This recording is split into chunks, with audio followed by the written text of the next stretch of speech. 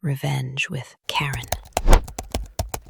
12 hours into a shift that wasn't even hers, Tara soldered the final contact point with hands that felt like rubber bands soaked in coffee and betrayal. The lab lights buzzed overhead like flies too lazy to land. At 10:42 p.m., she finally got the junior engineer's code working again. It was the third time this month she'd fixed something, while his sorry ass was probably home watching Shark Tank reruns and burning craft singles onto a tortilla. The next morning, during the all-hands stand-up, Rick, the CTO with a buzz cut so tight it could double as a cheese grater, pointed his coffee mug at the dev team like it was a pistol. "Time to trim some deadweight," he chuckled. "Some of y'all acting like we pay you in compliments and Red Bulls." Laughter.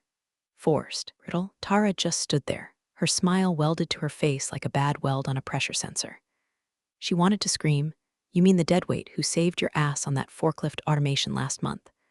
Or the one fixing everyone's spaghetti code after hours?" But instead, she nodded, the way overworked women do in meetings when they've got bills and no leverage. Back at her desk, she opened her inbox and saw it. Subject line: "Welcome to the Supplier Integration Network." The deal was real. The industrial distributor she'd been quietly emailing at 2 a.m. for the last 4 months had accepted her prototype. Her tiny garage-built sensor, stitched together with salvaged parts and spitball ambition, was getting integrated into a national supply chain. Tara blinked at the screen like it was lying to her. Then she laughed, quiet, stunned, kind of laugh you give when the universe stops punching for 5 seconds and hands you a Band-Aid. And listen, while we're here, if you're one of the 97% who binge these stories but haven't hit that subscribe or like button, come on. You're basically enjoying the buffet and ghosting the tip jar. Toss us a click. It fuels the team faster than gas station coffee and keeps the drama flowing hotter than a soldering iron on a cheap PCB. Anyway, Owen at work knew.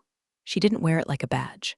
She was still just Tara, the quiet senior engineer who never clocked out and always picked up the slack. What they didn't see was that her little side hobby now had a PO number and a FedEx account. She still felt torn. Should she tell someone? Would it be weird to celebrate with a team who thought a good day was when Rick didn't call your work meh in front of everyone? By lunch, it was back to debugging a firmware regression someone else introduced. No one noticed her extra energy. No one asked why she hummed while organizing test data. At 3:47 p.m., while validating sensor tolerances, her phone buzzed again. It was a follow-up email from the distributor. "We'll finalize the contract details next week. The pilot deployment starts Q3. Congrats, Tara. This is big." Her hands shook. Not from fear, adrenaline. She reread the line 3 times. She didn't know it yet, but in 17 days, that email would become a chokehold around Rick's entire supply chain. That little sensor she prototyped on a $200 budget with scrap wire and bad lighting. It was about to become his company's main artery. But for now, she just closed the tab, exhaled, and went back to soldering someone else's failure. Not knowing that in 2 weeks, they'd all be soldering to her, because comfort is a trap, and Tara was already halfway out. It unraveled over an invoice. One stupid, misrouted invoice. Friday morning, Tara walked into the office with her usual armor on, oversized hoodie, travel mug filled with gas station sludge, and a playlist that made her feel less like a cog and more like a woman trying to outrun burnout. She was halfway through debugging a failed sensor protocol when procurement Karen, clipboard queen, passive aggression connoisseur, dropped a manila folder on her desk with the grace of a pissed-off librarian. "Rick wants to see you, now."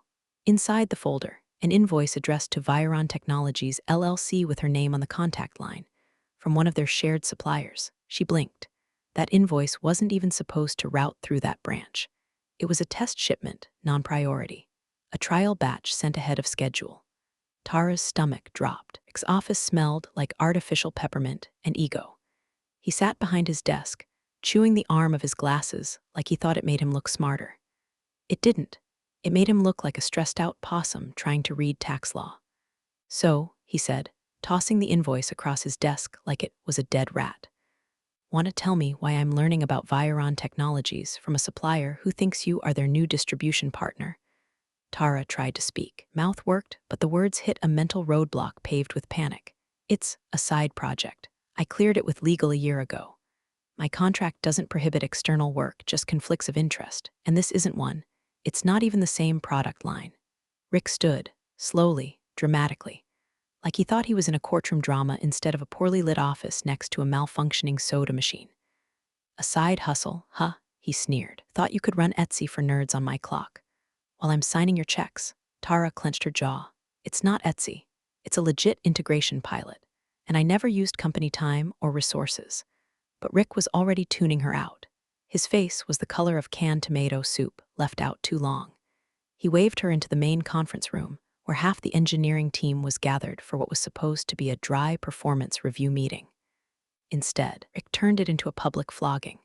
She's been double-dipping, he announced, taking advantage of our goodwill while building her little toy business on the side. That's what happens when you stop being loyal. The silence in the room was deafening. No one knew what to say. A few looked at their shoes. One guy actually winced. No one defended her. Tara stood there, burning with shame. The kind that seeps into your clothes and sits behind your eyes. I thought about the nights she stayed late fixing other people's code. The projects she salvaged from technical hell. All wiped clean because of one man's fragile ego and a misfiled invoice. By 3 p.m., HR had her sign the termination letter. Effective immediately, it said. They didn't even let her pack her desk. Someone from IT handed her a box with her coffee mug and a single post-it with the words "Good luck" written in chicken scratch handwriting. She walked out with no fanfare, no thank yous, no dignity. She sat in her car in the parking lot for 20 minutes, staring at the steering wheel like it had answers. She didn't cry, not yet, but something twisted in her chest, tight, sour, volcanic. At 4:16 p.m., her phone buzzed. A message from the distributor's rep, excited to kick things off soon. Let's talk next week. And just like that, the grief was replaced with something harder, something sharper. Thought they buried her. But they forgot she built machines that could rise from the dirt. The first 2 days felt like drowning in lukewarm soup. Not the dramatic, movie-style grief with rain and violin music. Just empty Tupperware depression. Tara sat in the same hoodie on the same stained couch, surrounded by half-eaten Hot Pockets and unopened mail, watching YouTube tutorials she didn't need and ignoring every call from her landlord. Rent was due in 4 days. Her checking account read $381.47. She stared at the number like it was mocking her. A cruel little middle finger blinking in digital green. That Saturday, she tried to apply for a few jobs. Engineering roles, remote contracts, even a gig assembling drones for a YouTuber who used the phrase grindset unironically. Every resume she submitted felt like a betrayal, like slapping duct tape over her real self just to survive. By Sunday, the rage kicked in. It came while she was scraping melted cheese off a coffee filter because her toaster exploded and she refused to eat another cold meal. She looked around at her tiny, cluttered apartment, the dead succulent, the broken fan, the busted vacuum she'd meant to fix for 6 months, and she cracked. Laughed. Cackled, actually, kind of unhinged wheeze that ends with mascara tears and a sudden, terrifying clarity. She didn't want another job. She wanted revenge, not the dramatic kind. Not movie scene revenge, just success. Cold, scaling, untouchable success. The kind that tastes better than apology cake and leaves no room for pity. She opened her laptop. Dusted off the spreadsheet she'd labeled Project V Viron Technologies. It had been her maybe one-day dream, tucked between her freelance invoices and failed Airbnb designs. At 1:12 a.m., she called the supplier partner, Mitch, a sales rep with too many buzzwords and a surprisingly kind voice. "Mitch, I got fired," she said, no sugar. Pause, damn, that sucks. Wait, was it because of us? Kind of more silence. Then, you still want in, what? Fast track deal. We've got a distributor slot opening next quarter, but I can talk to legal. Push it up. She blinked. Serious? Hell yes, I'm serious. You're smart, your sensor model works, and we're sick of babying Rick's Frankenstein order system. You free for call Monday? She looked around her living room. Empty pizza box, broken dream catcher. A cat she didn't own sleeping on her porch. I'm free, she said. Monday came with caffeine and fury. She incorporated her LLC that morning, filed the paperwork between bites of peanut butter toast and blasts of 80s synthpop. Viron Technologies, LLC. It looked like a typo. It felt like a revolution. She spent 12 hours mapping out the supplier matrix. Everything Rick's company depended on, sensor caps, sealed modules, custom nodes, was on the same 3 vendor lines. 2 of them already rerouted through Mitch's parent company. She just had to lift the pipes, change the tags, and add her name to the flow. It felt surgical, like rerouting blood flow in a sleeping giant. She set up a modest business account, put her last $300 into a bulk capacitor order, ate ramen that night, not out of necessity but principle. By Thursday, she had her first contract signed. A tiny order, a starter batch, barely enough to pay half a month's rent. But it had her name on it, her company, her specs, her price. By Friday, she had her first subcontractor, retired machinist from Tulsa, who loved working with weird ladies doing weird shit in tech. She smiled more that week than she had in months. The fear didn't vanish. It just got buried under momentum, under spreadsheets, solder fumes, and midnight Slack messages. She wasn't out of the woods yet, but the dirt was fresh, and she was planting landmines. The garage was never meant to be an office. Hell, it wasn't even meant to be a garage, just a slanted concrete coffin barely wide enough to fit her 2007 Civic, now exiled to the street like a shamed mutt. But by week 2, it had become mission control. Extension cords slithered across the floor like digital vipers. Old IKEA shelves groaned under the weight of labeled bins. 3-pin, thermal glue, do not touch, live. She kept her router on a milk crate, her soldering station on an old card table that shook if you breathed too hard. Every time she powered it up, the lights in the kitchen flickered like they were bracing for impact. But it worked. Tara slept 4 hours a night max. She'd wake up with resistor outlines on her cheek and one arm under her laptop. She ate standing up, drank coffee like it was oxygen, and learned more about industrial tax loopholes in 5 days than in 5 years at her old job. She rewired her life, line by line.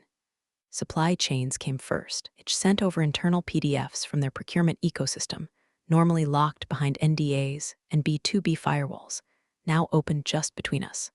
She color-coded every route, every order pattern, and every weak spot in Rick's flow. What she saw made her whistle low. He had no idea how fragile his ops had become. Vendor supplied 62% of their core sensors. Vendor had just moved their bulk processing through Mitch's channel, which now meant through her. All she had to do was apply a pressure point. She didn't block him. Not yet, that was coming. No, she made it slow. Delays, backlogs, misrouted confirmations. The death of 1,000 professional paper cuts. Meanwhile, LinkedIn DMs started rolling in like tidewater through a cracked dam. Hey, saw your update. Congrats on the launch. Not gonna lie, it's chaos over here. Ops is scrambling. You got out at the right time. Chance you're hiring contractors. Tara read them in silence, half grinning. The same people who once politely ignored her ideas were now peeking over the fence, realizing the lawn was greener because she'd stolen the damn fertilizer. The big one came on a Tuesday night at 11:37 p.m. A name she didn't expect, Gabe, the junior engineer she used to mentor. Still a bit green, still nervous around Rick, but smart. Real smart. His email subject line, "Don't hate me for this." Attached, an Excel file. She opened it, stared. It was a projection chart of every single component dependency Rick's company would run into over the next 6 months, color-coded for urgency, labeled meticulously, with sourcing notes and part numbers, and dates. At the bottom, they haven't noticed how dependent we are on your lines, yet. She stared at it like it was sacred scripture. Power wasn't just in knowing how to build. It was knowing when things would break. She replied with a simple, "You ever want out, call me. I'll make room." From that point, something shifted. Tara wasn't hustling for survival anymore. She was building a system, a network. Every call she made to a robotics SME turned into a meeting request. Every late-night invoice she submitted under Viron Technologies got processed faster than expected. Her LLC, once a paper shell and a pipe dream, started generating momentum. Her Google Calendar looked like a multiverse, meetings, deliveries, 4 a.m. check-ins with warehouse testers. She even got invited to an industry Slack group she'd been quietly banned from back in the Rick days. People wanted to talk now, wanted to listen. Every time she heard Rick's name, it was followed by a sigh or a whispered, "He's not handling things well." She didn't gloat. Not out loud. She did print Gabe's spreadsheet and tape it to the garage wall, right next to a post-it she scribbled during one of her sleepless fits. Strategy is just anger with blueprints. The scent of solder and cheap printer ink filled the room. Somewhere outside, a car alarm wailed into the void and nobody cared. Inside that garage, Tara just kept building. The email hit Tara's inbox at 6:42 a.m., timestamped from some red-eyed procurement analyst. probably on his sixth cup of coffee and fifth panic attack. Subject: Vendor Consolidation Initiative Q2 Streamlining. The body was corporate, nothing speak, classic Rick. In an effort to centralize strategic partnerships and reduce redundancy in component acquisition, we'll be limiting procurement to preferred vendors starting this quarter. Translation: Rick was trimming the fat, cutting out non-essentials, probably to make his quarterly numbers look less like a car crash and more like a fender bender. Tara snorted into her mug. Preferred vendors. She opened her supply chain dashboard. 3 of the top 4 components Rick's operation depended on, sensor modules, thermal calibrators, and embedded mount kits, were already funneled through her. He didn't know. He had no clue. Some intern probably looked at the old supplier name, saw the order still going through, rubber-stamped it without realizing everything had been quietly rerouted through Viron Technologies. It was a beautiful oversight. Like watching someone confidently walk into a glass door they installed themselves. She forwarded the email to Mitch, subject line, "Guess who just consolidated into me?" 2 hours later, she got the reply, "Let's make it official. All routing contracts will list Viron as sole partner starting next week." Want to draft the announcement? She leaned back in her cracked garage chair and let the silence settle. It wasn't joy, not really. It was something deeper, heavier. A slow exhale after holding your breath too long. Control, she finally had it. She drafted the language with the precision of a surgeon. Neutral tone, no gloating, just clinical, transactional dominance. Effective immediately, all bulk orders previously routed through Supplier will now be processed exclusively via Viron Technologies, LLC, in accordance with strategic fulfillment streamlining. She clicked send. Somewhere in Rick's office, a procurement coordinator was about to have the worst Tuesday of their life. But the cost started showing itself too. Her phone buzzed later that afternoon, unknown number. She let it ring out, but then the voicemail notification popped up. She hit play. "Hey, it's Nia. From your old team. Look, I know things ended messy, but we're drowning over here. Firmware bug from last cycle still isn't resolved, and Rick's too busy yelling about supplier delays to realize the deployment's crashing. I think Gabe quit. He just walked out." Tara sat still. Another voicemail came in an hour later, another voice from the past, cracking slightly. "I'm sorry for how things went down. You didn't deserve it, just wanted you to know." The controlled part of her brain wanted to feel nothing, wanted to keep this clean. Business. Part of her hurt. She knew the bug Nia was talking about. She'd flagged it 3 weeks before her firing. It was buried in a batch of legacy code Rick refused to deprecate because he said it still technically works. She almost opened her old Git repo, almost reached for her archive of the patch notes. But then she remembered the Etsy for Nerds comment. The look on Rick's face when he humiliated her in front of the team. Way HR handed her a cardboard box like it was a party favor. No, this was the cost of dismissal, of arrogance, of treating builders like backup dancers. She added a note to her whiteboard, "Do not intervene. Let IT burn." Later that night, she packaged a rush order for a small robotics startup that actually thanked her for including a printed pinout diagram in the box. She signed it with her initials and a tiny smiley face, just to remind herself she wasn't becoming Rick in reverse. Control wasn't cruelty, but it did come with a body count. And right now, Rick's production line was about to start hemorrhaging time, money, and reputation, and he'd have to buy his tourniquet from her. It started with a Thursday morning silence. Not the usual kind, the early office hush before keyboards click and coffee brews. No, this was the dead air kind. The why is no one freaking out yet kind. Calm before the market explodes kind. Rick didn't notice it at first. He was too busy rehearsing his investor deck in front of the mirror, smoothing his shirt collar like anyone gave a damn what he wore. He had quarterly goals to hit, charts to massage, buzzwords to weaponize. Then came the knock. Sonia from Customer Ops, eyes twitchy, face pale. "Rick, we've got a situation." Within the next hour, his inbox detonated. Shipment delay urgent. Order #4459 still unconfirmed. Client threatening breach over sensor module non-delivery. Who the hell is Viron Technologies, and why are they holding our order hostage? Rick stormed down the hallway like a suburban dad who just found out his lawn got egged. Procurement scrambled like rats in a spotlight, mumbling about contracts, reroutes, back-end glitches. "What do you mean the shipment's delayed?" he barked. Martin, most anxious of the lot, fumbled with a printout. The supplier pipeline for modules A17, C42, and M6S were shifted. Apparently, they've been rerouted through a new distribution entity. It's Viron Technologies. Who the hell is that? We thought it was just a supplier rebrand. All the specs matched. Fulfillment stayed consistent until now. Rick shoved past him and stalked back to his office, practically launching his MacBook open. Typed Viron Technologies into Google like he was loading a gun. The first hit was a LinkedIn page.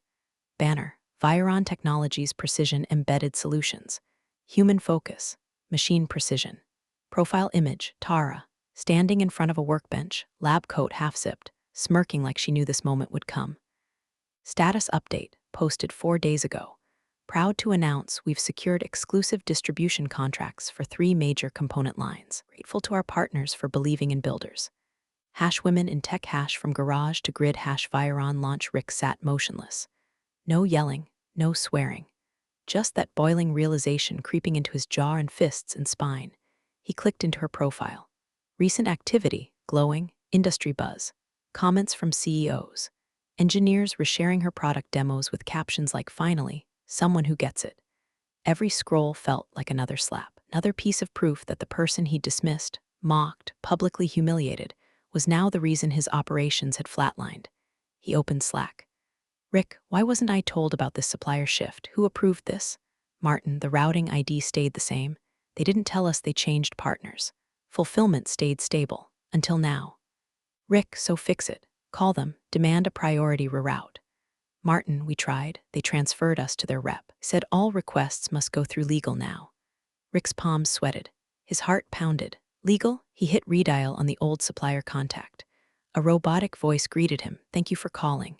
You are being redirected to our new distribution partner for embedded systems, Viron Technologies. Please hold." Classical music kicked in. Something mocking. Harpsichord, maybe. Tara always liked Baroque. Back in her garage, no, office now. Tara stared at her screen. Orders were steady. Supplier dashboard glowing green, everything running like clockwork. Her phone rang. The number was familiar. She didn't flinch. She didn't answer. She just watched the seconds tick by, then it rang again. This time through the distributor's redirect line, same number. She smiled. The trap had sprung, not with blood, but with relevance. Let him wait. Let him wonder. Let the silence carry weight.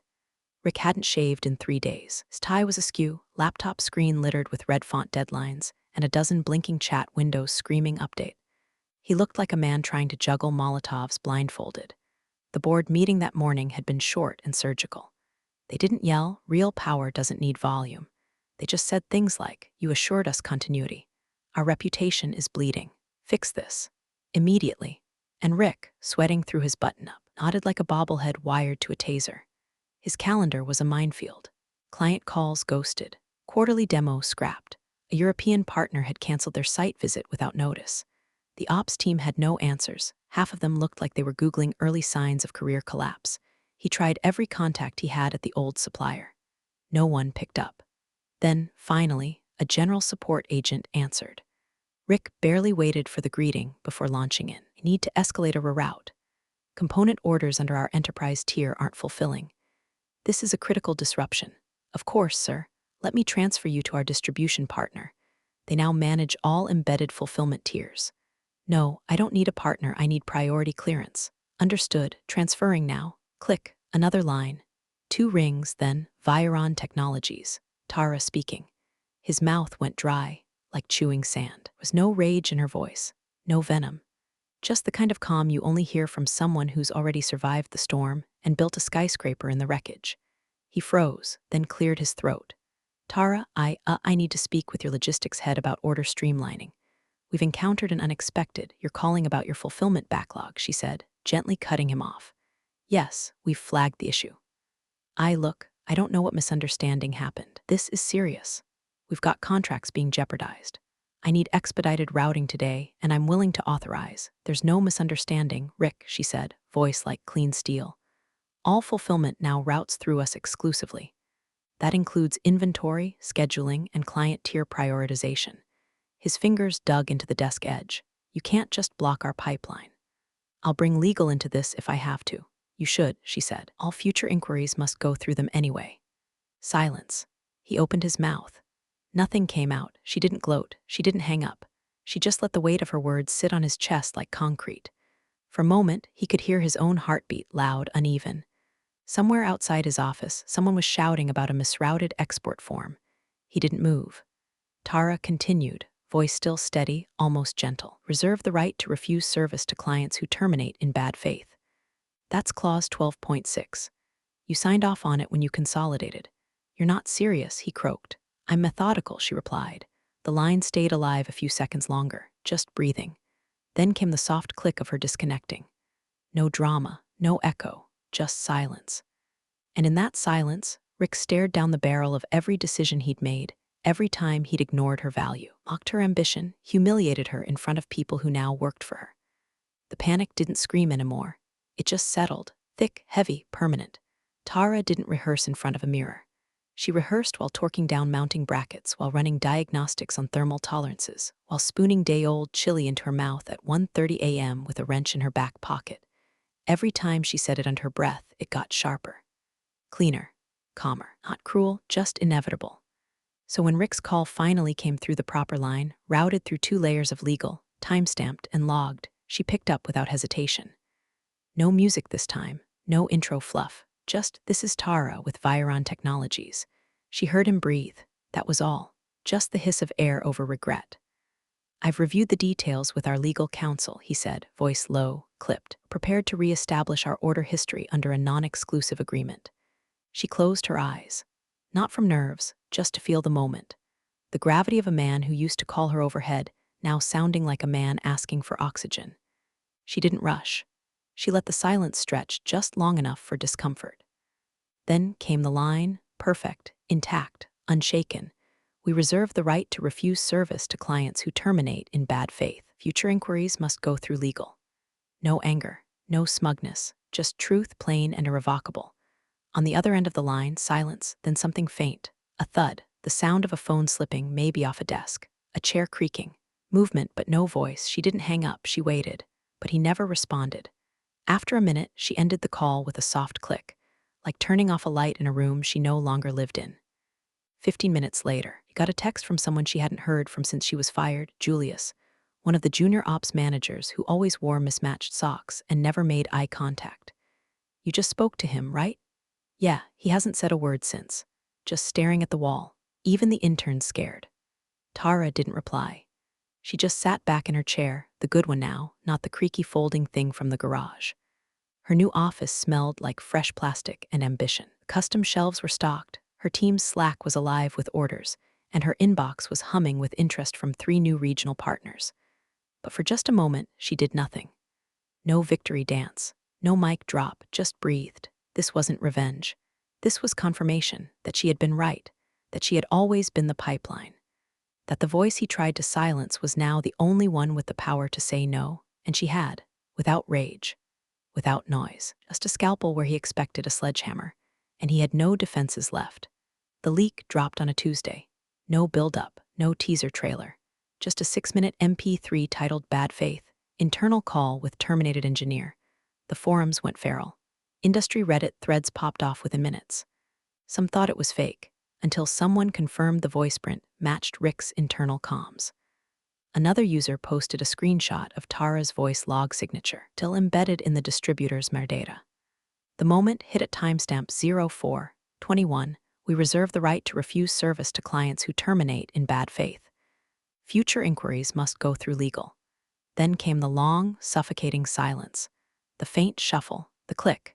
People didn't just hear it, they felt it. Tech startup CEOs replayed it during coffee meetings. Engineers clipped it into memes. HR blog wrote a piece called The Call that ended the old guard.